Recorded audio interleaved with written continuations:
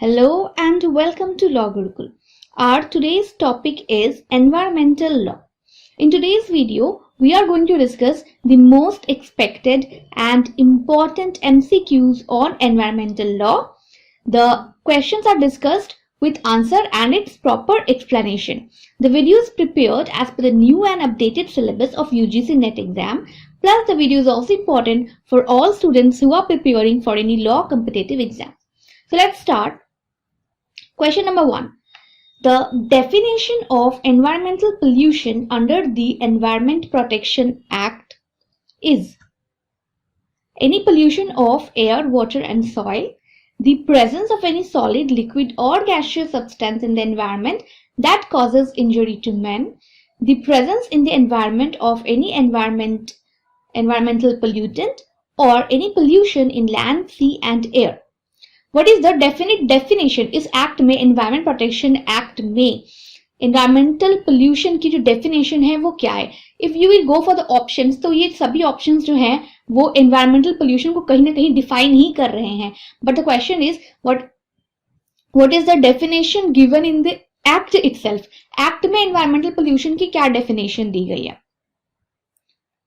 Act environment protection act के section 2 clause C में environmental pollution की डेफिनेशन दी गई है that environmental pollution means the presence in the environment of any environmental pollutant.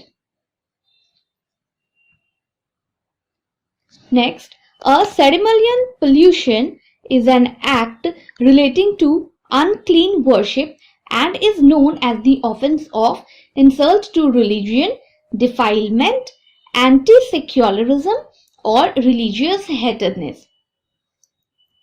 Religious ceremonies perform करने के time पे ये जो एनवायरमेंट में पोल्यूशन क्रिएट हो रहा है इसे हम वन वर्ड में इस ऑफेंस को लीगल टर्म में हम क्या कहते हैं? Insult to religion, defilement, anti secularism या फिर religious hatedness. It is called defilement.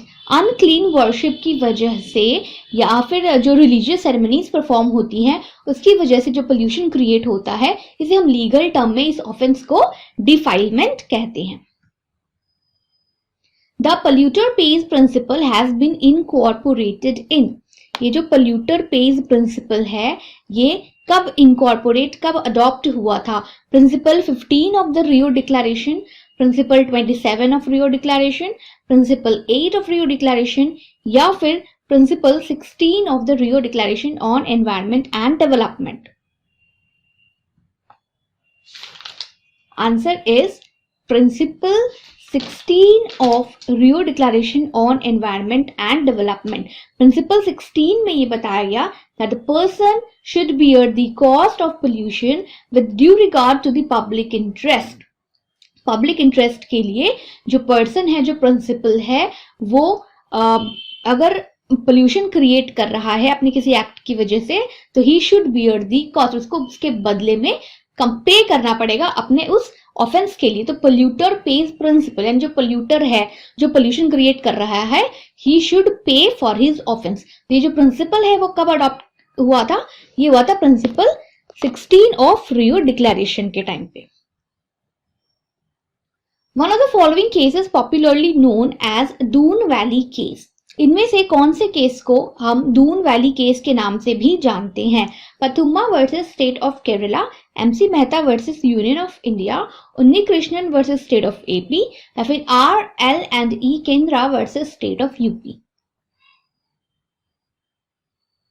Correct answer is RL&E Kendra versus State of UP. This case is also popularly known as Doon Valley case.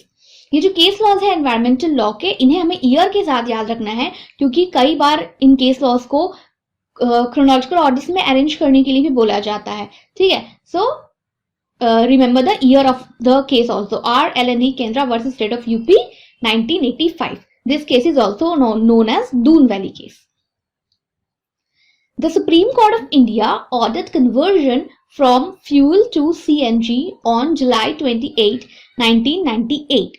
It also set up a committee to evaluate the cleanliness of various fuels on April 27, 2001. The name of the committee is supreme court ने ये order दिया था कि जो भी vehicles में fuels use हो रहे हैं उन्हें कन्वर्ट करके सीएनजी व्हीकल्स बना दिया जाए। और ये जो ऑर्डर है वो आया था जुलाई 28, 1998 में। ये हुआ था एयर जो पोल्यूशन हो रहा है, एयर ज्यादा पोल्यूट हो रहा है इन फ्यूल्स की वजह से, इसे रिड्यूस करने के लिए। इसके लिए एक कमेटी सेटअप की गई थी जो कि फ्यूल्स पे रिपोर्ट बनाती और जिस रिपोर्ट के बेसिस पर ही सीएनजी का जो यूज है वो कंपलसरी कर दिया जा रहा था ऑन व्हीकल्स। और जो कमेटी सेटअप हुई थी ये हुई थी on April 27, 2001।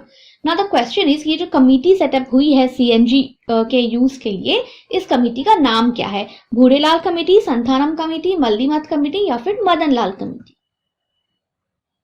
Answer is Bhurelal committee. Bhurelal committee की रिपोर्ट पर ही सारे व्हीकल्स में फ्यूल्स, बाकी फ्यूल्स हटा करके सीएनजी का यूज कंपलसरी जो है वो कर दिया गया था। जो फैक्ट है पूरे इस क्वेश्चन का, वो अगर आपको याद रहेगा तो इससे 2-3 टाइप के क्वेश्चन पूछे जा सकते हैं। जैसे कि ये जो कमेटी है वो कौन से ईयर में बनाई गई थी? 2001 में बनाई गई थी। या फिर ऐसे पूछा जा सकता है कौन सी कमेटी के रिपोर्ट के बेसिस पर सारे व्हीकल्स में सीएनजी यूज कंपलसरी कर दिया गया था? तो भूरेलाल कमेटी के रिपोर्ट पे। या फिर ऐसे ही पूछा सकता है भूरेलाल कमेटी जो है वो क्यों बनाई गई थी? तो ये फ्यूल्स टू सीएनजी में कन्वर्जन के लिए ये कमेटी जो है वो बनाई गई थी। या फिर भूरेलाल कमेटी सुप्रीम कोर्ट के किस ईयर के ऑर्डर पे बनाई गई थी? तो 1998 के ऑर्डर पे बनाई गई थी। ठीक है, तो इसमें से 2-3 टाइप के क्वेश्चन फ्रेम किए जा सकते हैं। आपके पूरा फैक्ट जो है वो याद रखिएगा विथ ईयर। ऑर्डर जो आया था सुप्रीम कोर्ट का ये आया था 1998 में। ओके, और जो कमेटी बनी थी भूरेलाल कमेटी, ये बनी थी 2001 में। Next is, the public trust doctrine primarily rests on the principle that certain resources and subject to private ownership. ये जो above doctrine है, यानी ये public trust doctrine की बात हो रही है, ये जो public trust doctrine है, it was discussed in detail in one of the following cases. इनमें से कौन से केस में ये public trust doctrine को डिटेल में डिस्कस किया गया था, या फिर कौन से केस में ये पब्लिक ट्रस्ट डॉक्ट्रिन जो है वो इनकॉर्पोरेट हुआ था? MC Mehta versus Kamalnath, rural litigation and entitlement Kendra versus union of India, Vellore citizen welfare forum versus union of India, और MC Mehta versus union of India. The public trust doctrine was incorporated in the case of MC Mehta versus Kamal Nath 1997. In this case ये जो public trust doctrine है ये incorporate हुआ था।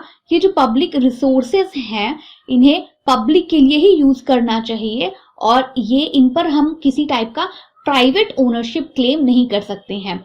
ठीक है, तो जो डॉक्ट्रिन है पब्लिक ट्रस्ट डॉक्ट्रिन, ये इवेल्युएट हुआ था, डिस्कस्ड हुआ था डिटेल में in the case of MC Mehta versus Kamal Nath 1997। Okay, और बाकी जो केस लॉज हैं इन्हें भी हमें ईयर के साथ याद रखना है, क्योंकि इन केस लॉज को क्रोनोलॉजिकल ऑर्डर्स में ईयर वाइज अरेंज करने के लिए भी पूछा जाता है। ठीक है, तो इसलिए ईयर के साथ याद रखना है। Next is, 2 important amendments were brought in the year 1976. One with reference to DPSP making the state responsible to protect the environment. The other under fundamental duties making every citizen to protect the environment. The relevant amendment is 49th Amendment, 45th Amendment, 43rd Amendment या फिर 42nd Amendment. 1976 में हमारे Indian constitution में 2 amendments किए गए थे। एक हुआ था directive principles of state policy में, जिसमें ये कहा गया कि स्टेट जो है वो रिस्पॉन्सिबल है एनवायरनमेंट को प्रोटेक्ट करने के लिए। सेकेंडली एक जो अमेंडमेंट है वो फंडामेंटल ड्यूटीज में किया गया, जिसमें ये बताया गया कि हर सिटीजन की ये ड्यूटी है कि वो एनवायरनमेंट को प्रोटेक्ट करे।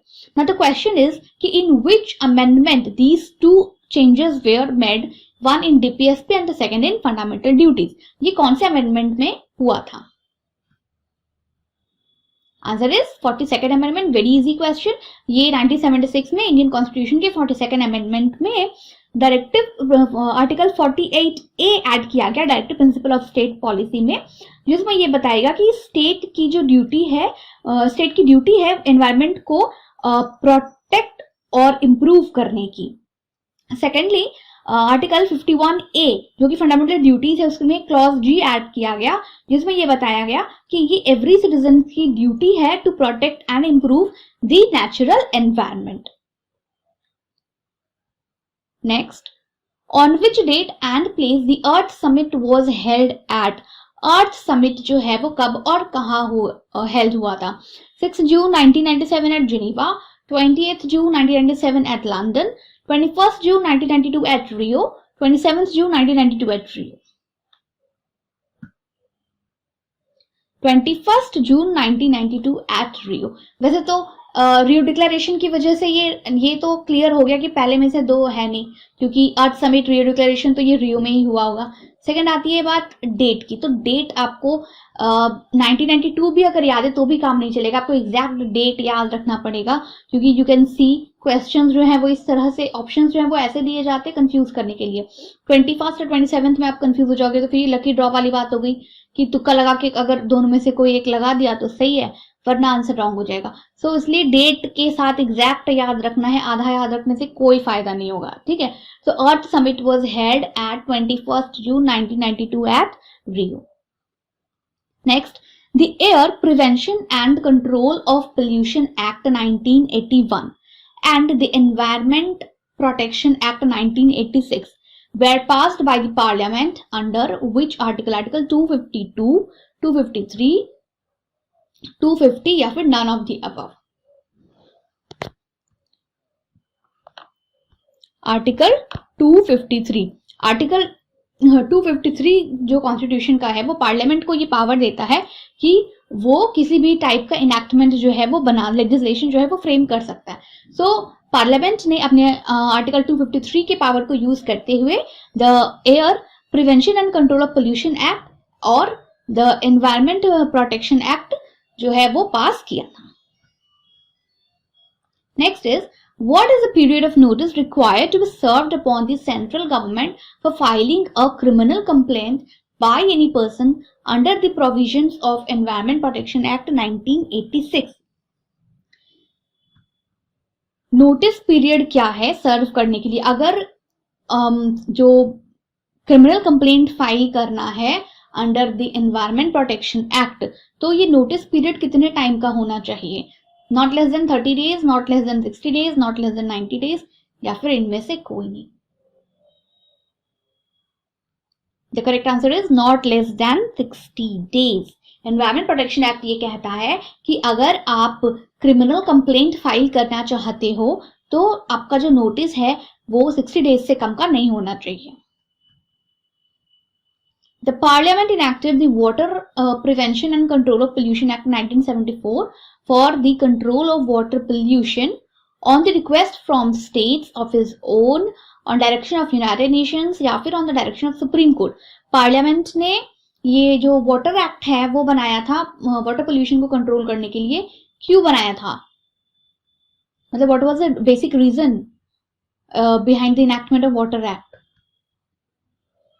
Answer is one on the request from state. State के रिक्वेस्ट पे, जैसे कि हमने बाकी दो एक्ट देखे ना, द एयर वाला एयर एक्ट और एनवायरमेंट प्रोटेक्शन एक्ट, ये तो पार्लियामेंट ने खुद से अपने आर्टिकल 253 की पावर को यूज करके बनाया था। बट ये जो water prevention and control act है ये पार्लियामेंट ने बनाया on the request from state. States के रिक्वेस्ट के बाद पार्लियामेंट ने ये बनाया, ये आर्टिकल 253 की पावर को यूज करके नहीं बनाया गया है, ठीक है।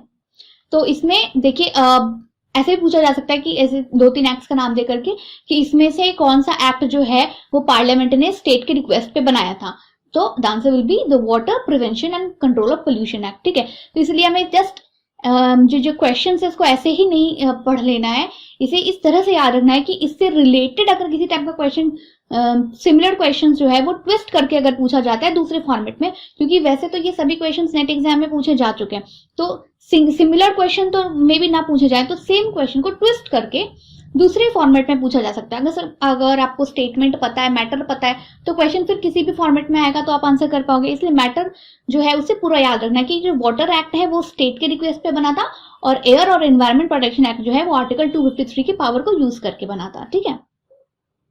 Next is the term environment under section 2A of the environment protection act means. Environment protection act के सेक्शन 2A में एनवायरमेंट की डेफिनेशन दी गई है, तो एनवायरमेंट की डेफिनेशन है क्या under the environment protection act? Out of this 4 options,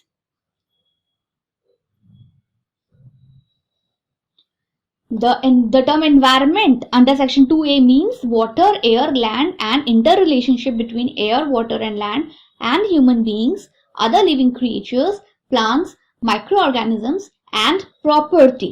environment की जो डेफिनेशन है एनवायरमेंट प्रोटेक्शन एक्ट में वो ये कहता है सेक्शन 2A में कि environment means water, air, land, ये सभी, इन सब का इंटर रिलेशनशिप, इन सब का ह्यूमन बींग्स के साथ रिलेशनशिप या फिर सभी living creatures, plants, micro organisms, property, ये सभी चीजें जो हैं वो एनवायरमेंट की कैटेगरी में आती हैं as per section 2A of environment protection act.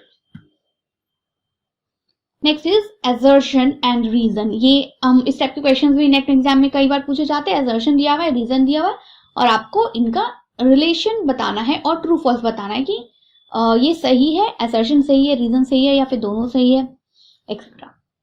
See the assertion. The right to clean drinking water and the right to free air to breathe are attributes of the right to life.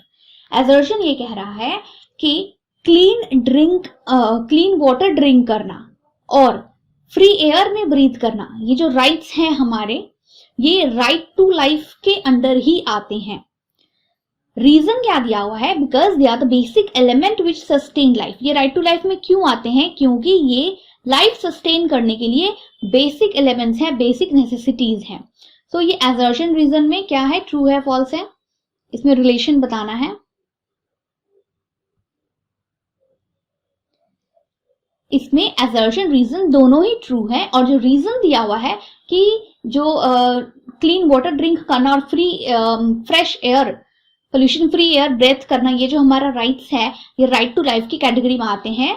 और ये इसीलिए right to life की category में आते हैं क्योंकि ये basic necessities हैं हमारे लाइफ को सस्टेन करने के लिए. इसीलिए असर्शन रीजन दोनों ही ट्रू है और जो रीजन दिया हुआ है that is a good explanation of the assertion. Next, the concept of sustainable development contains which of the following essentials?